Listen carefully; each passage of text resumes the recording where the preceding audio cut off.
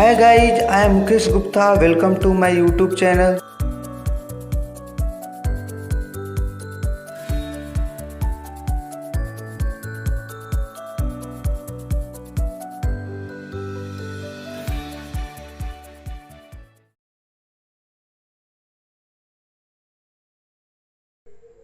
आज हम लोग क्लास 7 का साइंस शुरू करने वाले हैं, जिसमें चैप्टर 16 जल एक बहुमूल्य संसाधन के बारे में पढ़ेंगे। तो यह चैप्टर किसी भी सीटेट या टेट एग्ज़ाम के लिए काफ़ी इम्पोर्टेंट है। इस वीडियो को ध्यान से देखिएगा, पूरा देखिएगा, ठीक है। तो ज़्यादा समय नहीं लेते हुए अपने टॉपिक को शुरू करेंगे। उससे पहले कुछ नोट दिया होगा, उसको समझ लेते हैं। फर्स्ट नोट, प्रतिवर्ष 22 मार्च का दिन विश्व जल दिवस के रूप में मनाया जाता है। सेकेंड नोट, वर्ष 2003 को अंतर्राष्ट्रीय अलवण जल अर्थात ताज़ा जल वर्ष मनाया गया था। तो ये भी काफ़ी इम्पोर्टेंट है। उसके बाद फर्स्ट टॉपिक 16.1, कितना जल उपलब्ध है, ठीक है। पृथ्वी की सतह का लगभग 71% भाग जल से ढका है। नेक्स्ट टॉपिक 16.2, जल की अवस्थाएं। जल 3 अवस्थाओं में पाया जाता है। फर्स्ट, ठोस। ठोस अवस्था में जल बर्फ और हिम के रूप में पृथ्वी के ध्रुवों पर, ठीक है, बर्फ से ढके पर्वतों और हिमनदों में पाया जाता है, ठीक है। तो जल का जो ठोस रूप होता है वो बर्फ और हिम के रूप में होता है, ठीक है। नेक्स्ट, द्रव। द्रव अवस्था में जल महासागरों, झीलों, नदियों के अतिरिक्त भूतल के नीचे भौम जल में भी पाया जाता है। तो नदियों और झीलों में जो जल होता है वो भौम जल से ही प्राप्त होता है। हैंडपम्प के द्वारा जो हम लोग जल प्राप्त करते हैं वो भी भौम जल के माध्यम से ही प्राप्त करते हैं, ठीक है। तो याद रखिएगा, तो भूतल के निचले भाग को भौम जल कहते हैं, ठीक है, जिसमें जल की मात्रा होती है, ठीक है। जल की गैसीय अवस्था।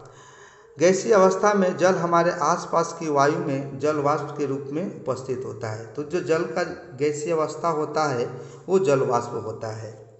नेक्स्ट टॉपिक 16.3, जल का एक महत्वपूर्ण स्रोत भौम जल। मृदा के कणों के बीच के सारे रिक्त स्थान और चट्टानों के बीच के स्थान जल से भरे होते हैं। इस परत को भौम जल कहते हैं। इस परत की ऊपरी परत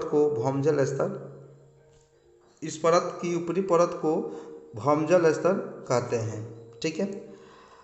इसको चित्र के माध्यम से समझ लेते हैं।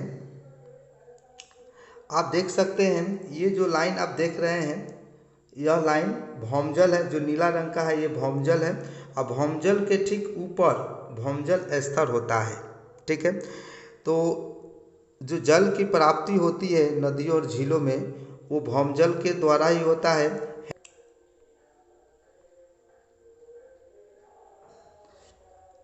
नेक्स्ट टॉपिक 16.4, भौमजल स्तर का अवक्षय। भूमि के नीचे से निकाले गए भौमजल की पुनःपूर्ति प्रायः वर्षा जल के द्वारा हो जाती है। तो भौमजल से जो जल निकलता है उस जल की पुनः प्राप्ति वर्षा जल के द्वारा हो जाता है, ठीक है। आगे बढ़ते हैं। भौमजल स्तर का अवक्षय। उद्योगों की तेजी से वृद्धि, बढ़ती जनसंख्या, सिंचाई की बढ़ती आवश्यकताएं और कुप्रबंधन जल की कमी के कुछ कारण हैं, ठीक है। अब हम लोग नेक्स्ट टॉपिक 16.5, जल का वितरण। भारत बहुत विशाल देश है, जिसके सभी क्षेत्रों में एक समान रूप से वर्षा नहीं होती है। अत्यधिक वर्षा से प्राय बाढ़ आ जाती है, जबकि वर्षा की कमी से सूखा पड़ता है। तो भारत में जो जल का वितरण होता है एक समान नहीं होता है, वो असमान होता है। कहीं पर जल की मात्रा अधिक होती है तो कहीं पर सूखा होता है, ठीक है। 16.6, जल का प्रबंधन। वर्षा जल का उपयोग भौम जल स्तर की पुनः पूर्ति करने के लिए किया जा सकता है। तो जो वर्षा जल होता है उस वर्षा जल से हम लोग भौम जल स्तर को पुनः प्राप्त कर लेते हैं, ठीक है। इसे जल संग्रह अथवा वर्षा जल संग्रह कहते हैं। हमारे देश में अनेक स्थानों पर जल भंडारण और जल का पुनः पूर्ति करने के लिए बावड़ी बनाने की प्रथाओं का सदियों से चलन रहा है। किसानों द्वारा सिंचाई के लिए ड्रिप व्यवस्था को लागू करना। ठीक है, तो ड्रिप व्यवस्था से क्या होता है, जल की बहुत कम खपत होती है। और बावरी से क्या हो, ये राजस्थान में होता है। बावरी के द्वारा जल का हम लोग क्या करते हैं, प्रबंधन करते हैं। इसको चित्र के माध्यम से समझ लेते हैं। आप देख लीजिए यहाँ पर यह बावरी है। ठीक है, जो कुएं के जैसा होता है और ये कहाँ पाया जाता है, राजस्थान में होता है। और इसमें हम लोग क्या करते हैं, जल का भंडारण करते हैं। अब उसके बाद समझते हैं ड्रिप सिंचाई। ठीक है, ड्रिप सिंचाई से जल की बहुत ही बचत होती है। इसमें जल पाइप के द्वारा आता है और बूंद बूंद बूंद के रूप में पौधों को मिलता है। इससे क्या होता है, जल की काफ़ी बचत होती है, जिससे हम लोग ड्रिप तंत्र और इस तंत्र से सिंचाई होती है। ठीक है, आगे बढ़ते हैं। नेक्स्ट टॉपिक है 16.7 आपकी भूमिका। फर्स्ट है मंजन या ब्रूश करते समय नल को लगातार खुला न रखें।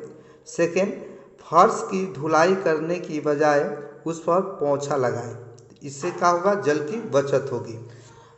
नेक्स्ट टॉपिक, ये लास्ट टॉपिक है 16.8 पादपों पर जल की कमी का प्रभाव। ठीक है, पादप अर्थात पेड़ पौधों में अगर जल की कमी हो जाए तो क्या होता है। फर्स्ट है पादपों का मुरझाना, सेकेंड पादपों का सूख जाना, और थर्ड पृथ्वी से हरियाली लुप्त हो जाएगी। इसका अर्थ जीवन का अंत हो सकता है। याद रखिएगा, अगर पादप हैं तो जीव जंतु हैं, अगर पादप नहीं रहे तो जीव जंतु का अस्तित्व नहीं रहेगा। तो यानी हरियाली है तो जीवों का अस्तित्व है, अन्यथा नहीं है।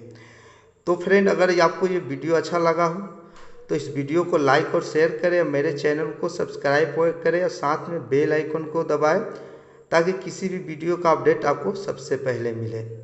धन्यवाद।